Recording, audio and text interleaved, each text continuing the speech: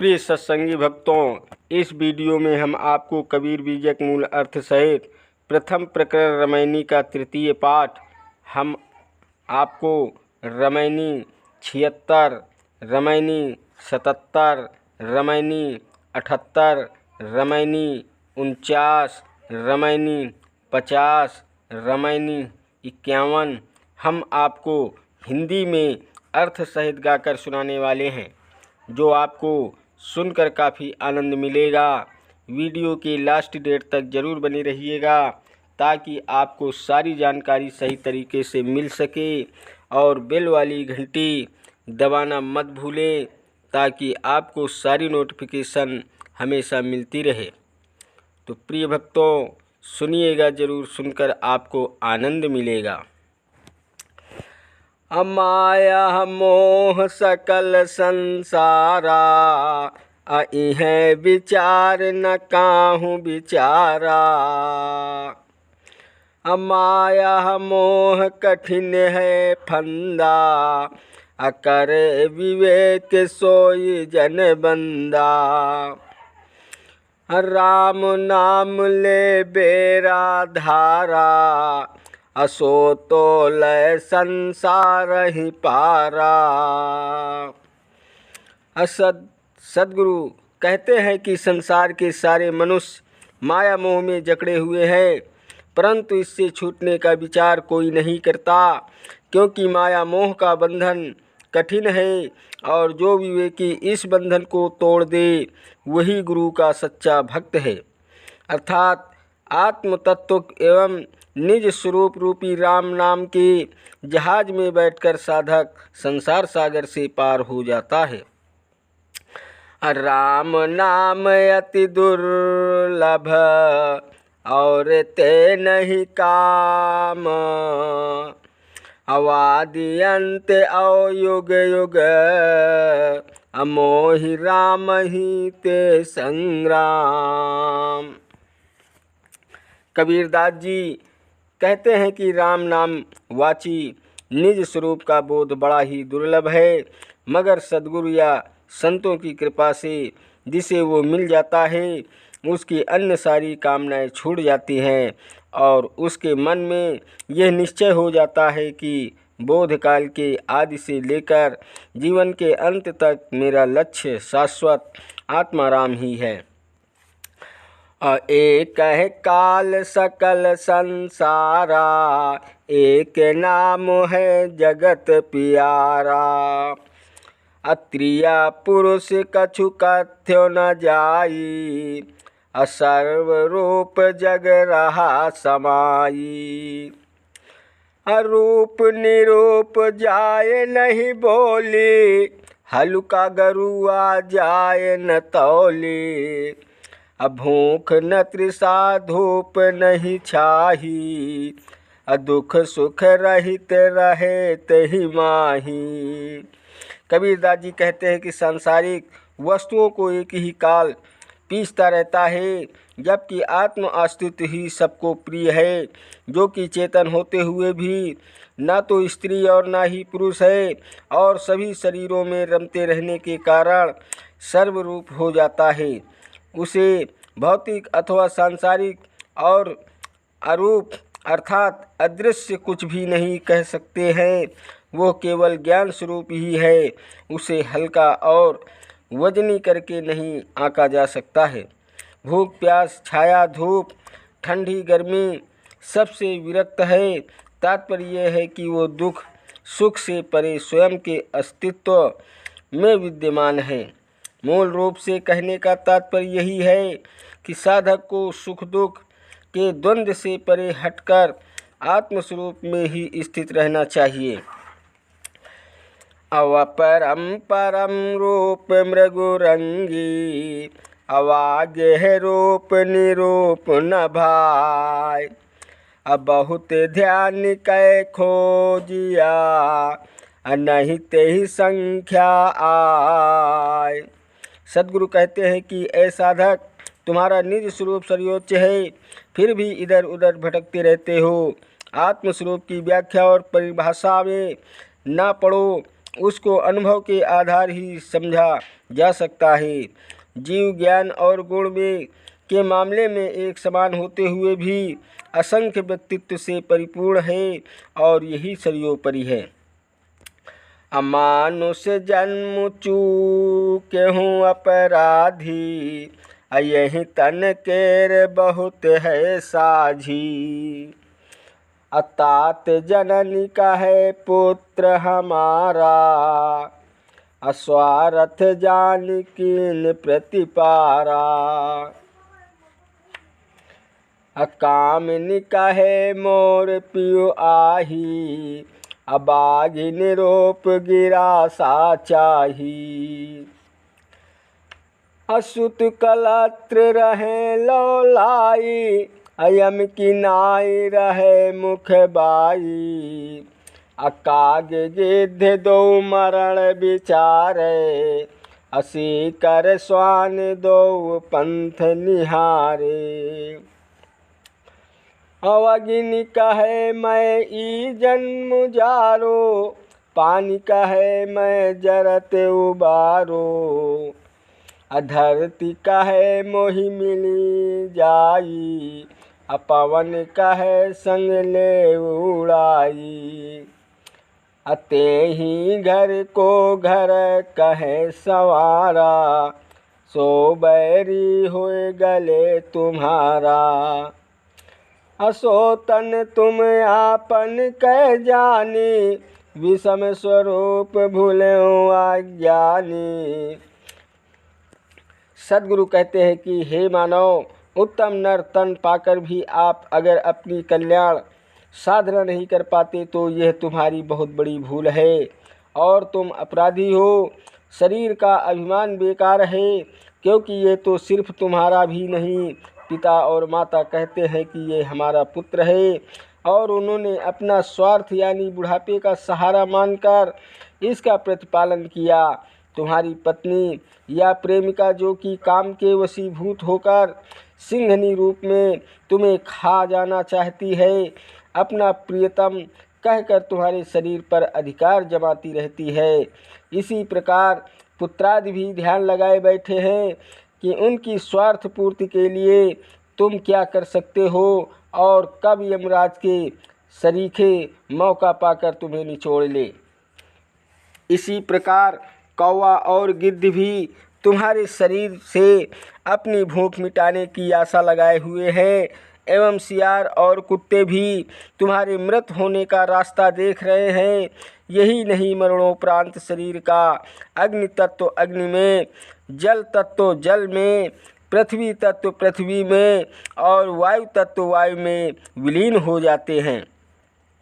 अतः ऐसे भ्रामक शरीर को अपना कर अपनी काया मानना मिथ्या दंभ है भी है, अपितु यह मानकर चलो कि यह शरीर रूपी शत्रु तुम्हारे गले मढ़ दिया गया है, जिसे विषयासक्त होने के कारण तुम अपना मान रहे हो। इतने तन के सांझिया जन्मों भरी दुख पाए, अचेतन नाही मुग्ध नर बौरे, अमोर मोर गोहराय। कबीरदास जी कहते हैं कि जब इस शरीर में इतने सारे हितमेदार हैं तो तू इसे मेरा मेरा कहकर जीवन भर दुख उठाता है और अभी भी पालन जैसे चिल्लाता है, मगर सावधान नहीं हो पाता बल्कि उलझता जा रहा है। अब बढ़वते बड़ी घटावते छोटी, अपर खत खरी पर खावते खोटी। अकेतिक कहो कहाँ लो कहीं, औरो कहो पड़े जो सही। कहे बिना मोहि रहा न जाई, बिरही ले ले कुकुर खाई। सद्गुरु कहते हैं कि भोगों को भोगते रहने से वासनाएं भी बढ़ती जाती हैं और भोगों को त्यागने से वासनाएं घटती जाती हैं। कभी कभी ऐसा भी होता है कि कुछ मान्यताएं व अवधारणाएं अपनी समझ से तो बिल्कुल सही लगती है, परंतु जब उनका किसी विवेकी पुरुष या संतों में मूल्यांकन कराया जाता है तो झूठी साबित होती है और खोटे सिक्के की भांति हो जाती है। संत कबीर जी आगे कहते हैं कि कितना समझाऊं, आखिर समझाने की भी कोई सीमा होती है। दूसरी बात यह है कि कोई समझने वाला भी तो होना चाहिए, फिर भी बिना कहे रहा नहीं जाता। सच्चाई तो यही है कि लक्ष्य से पिछड़े हुए जीव को मन भटका रहा है। खाते खाते युग गया, अब बहुर न चेतहूँ आए। कहे कबीर पुकार के, ये जीव अचेत ही जाए। तात्पर्य ये है कि मन के छलावे में भटकते भटकते जीवों को युगों बीत गए और तू आज भी असावधान है। कबीरदास जी जोर देकर कहते हैं कि ये जीव तू वदहवासी में अपनी जिंदगी खो रहा है। अब बहुत तक साहस करूं जिए अपना, अतहि साहेब से भेंट न सपना। अखरा खोट जिन नहीं परिखाया, चाहत लाभ तिन मूल गमाया। असमुझ न परली पातरिय मोटी, अवोचिय गांठ सबय भव खोटी। कहीं कबीर कहीं देहो खोरी, अजब चली हो जिझिया सा तोरी।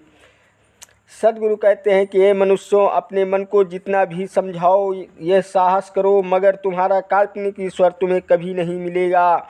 और जिसने अपनी अवधारणा अमान्यता को किसी पारखी या संत से कसौटी पर नहीं कसाया परखाया तो वो भले ही लाभ चाहता हो, परंतु मेरी नज़रों में वो अविवेकी ही है, क्योंकि बिना जांचे परखे इस माया का भेद नहीं। कबीरदास जी कहते हैं कि आगे कहते हैं कि मन की ग्रंथियाँ व राग द्वेष सब तुच्छ एवं सांसारिक ही है, और जब मन की आशा रूपी रस्सी विश्वासतापूर्वक टूट जाएगी और बिना लक्ष्य प्राप्त किए संसार से जाने लगोगे, तब किसे दोष दोगे। अदेव चरित सुनहु हो भाई, अजो ब्रह्मा सो विदेव नसाई। अदूजे कहो मंदोदरी तारा, अजहि गर जेठ सदा लगवारा। असुरपति जाए अहिल्या छरी, असुर गुरु धरणि चंद्र में हरि। कहीं कबीर हरि के गुण गाया, अकुंत ही कर्ण कुंवर हुआया।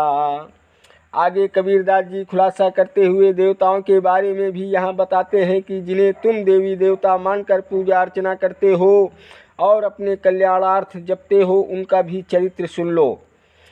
सबसे बड़े देव ब्रह्मा माने जाते हैं, जिन्होंने अपनी पुत्री के साथ भी दुष्कर्म किया। मंदोदरी और तारा उन्हें पंचकन्या अर्थात देवी माना जाता है। अपने देवरों विभीषण और सुग्रीव की रखैल रही। कई राम भक्तों एवं महात्माओं ने अपनी भाभियों को पत्नी बना लिया। देवराज इंद्र अहिल्या के साथ छल किया। देवताओं के गुरु ब्रह्मति के शिष्य चंद्रमा ने गुरुपति तारा को ही अपने घर में जबरदस्ती रखकर बुद्ध नामक एक पुत्र को भी जन्म दिलवाया। कबीरदास जी कहते हैं कि देवादिदेव विष्णु ने भी वृंदा भी जन्म दिलवाया के साथ छल किया, और सूर्यदेव ने तो कुंती को कुंवारी माँ ही बना दिया था। इसलिए देवी की उपासना से कल्याण कैसे होगा। तात्पर्य यह है कि ज्ञान वैराग्य सपुत्र संपन्न गुरु की उपासना से ही कल्याण है। असुख के वृक्ष एक जगत उपाया, असमुझ न परल विषय कछु माया। अच्छौ छत्री पत्री युग चारी, अफल द्वे पाप पुण्य अधिकारी। अस्वादे अनंत कछु वर्णि न जाई, करि चरित्र सोता ही समाई। जो नटवट साज साजिया, जो खेलै सो देखे बाजिया। अमोह बापुरा युक्ति न देखा, अशिव शक्ति विरंचि नहीं पेखा। झूठी मान्यताओं की दातियाँ के सुख वृक्ष कहकर मनुष्य अपनी अज्ञानता ही सिद्ध करता है, क्योंकि उसे विषय वासना भी दिखाई नहीं दे रही है, जिससे पढ़कर संसार जल रहा है। पूर्व काल से ही जगत के शासक चक्रवर्ती, रजवाड़े, पोथी पत्रा वाचने वाले पंडित आदि भी विषय वासना में पढ़कर पाप पुण्य कर्म करके दुख सुख पाते रहते हैं।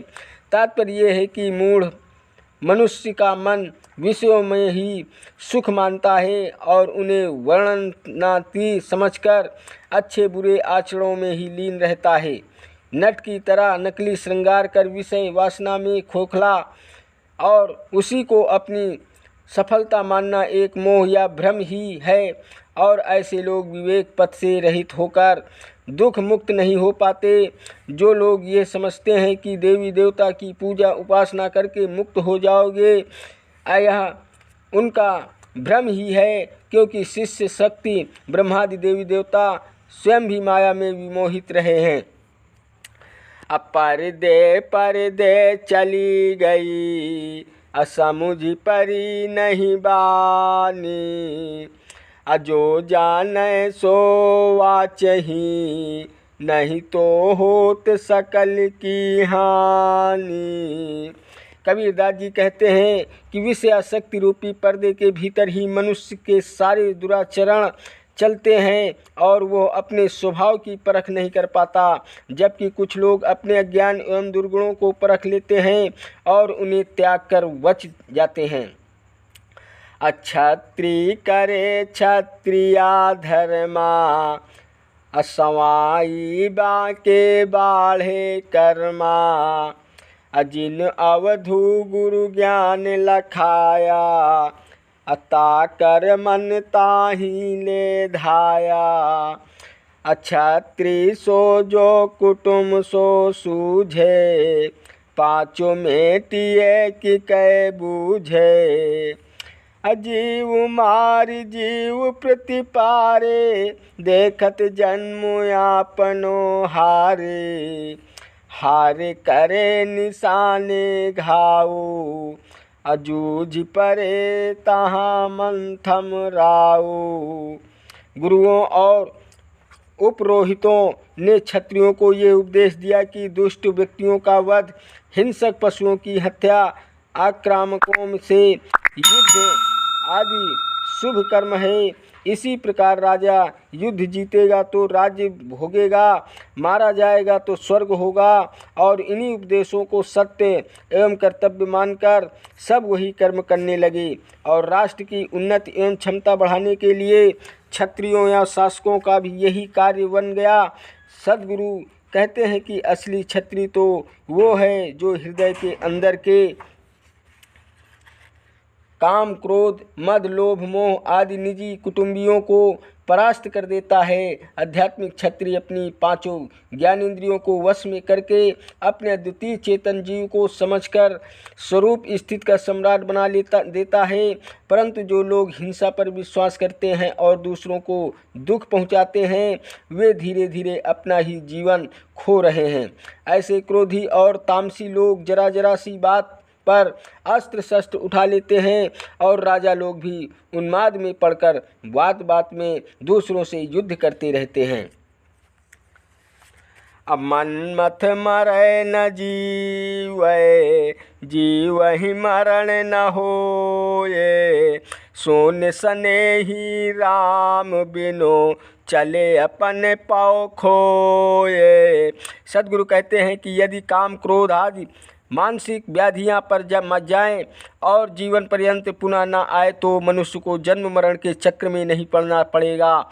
जो लोग शून्य एवं कल्पना के प्रेमी हैं अथवा लौकिक भोगों और परोक्ष मान्यताओं में उलझे हुए हैं, वे स्वरूप राम के बोध से दूर ही रहते हैं और कल्याण रूपी अवसर गंवा देते हैं। प्रिय भक्तों, कबीर दास जी के तृतीय पाठ की रामायणी हम आपको अगली वीडियो में अर्थ सहित हम आपको गाकर सुनाएंगे। तब तक के लिए हमारे अगली वीडियो को इंतज़ार कीजिएगा। प्रिय भक्तों, अगर वीडियो आपको पसंद आया हो तो वीडियो लाइक, शेयर और सब्सक्राइब कीजिएगा। चैनल पर नए हैं तो बेल वाली घंटी दबाना मत भूलें, ताकि आपको इसी प्रकार की नोटिफिकेशन हमेशा मिलती रहे। धन्यवाद देता हूँ आप सभी को, मेरा YouTube वीडियो देखने वाले दर्शकों को। नमस्कार दोस्तों, जय हिंद, जय भारत, वंदे मातरम, वंदे मातरम।